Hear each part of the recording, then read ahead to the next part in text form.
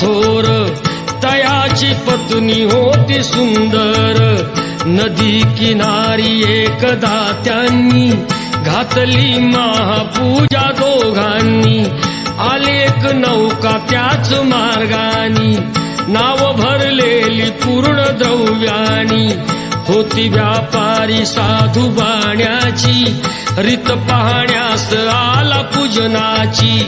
उल्कामुख त्यास बोले ऐकावे व्रत नारायणाचे आचरावे. मनोइच्छित फळ मागावे चरणी श्रीहरीच्या लागावे. घराशी आला वाणी परतून तयाची पत्नी होती शिलवान. तयास नव्हते काही संतान केला नवस म्हणून वाण्यान. पती पत्नीला झाली जाण कन्या ही झाली त्यास रूपवान. कलावती म्हणून कन्येचे नाव ठेविले त्याने आवडीचे.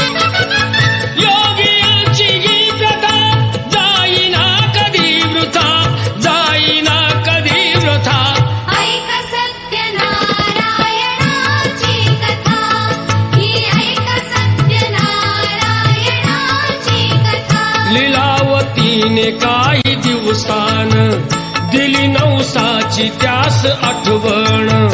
बोल पत्नीचे ऐसे ऐकून दिले उत्तर साधू वाण्यान. लग्न कन्येचे होता मानान करीन पूजा मोठ्या थाटान. दूत कांचन नगरी धाडीला वर एक वैश्य पुत्र ठरविला. केले हो कन्यादान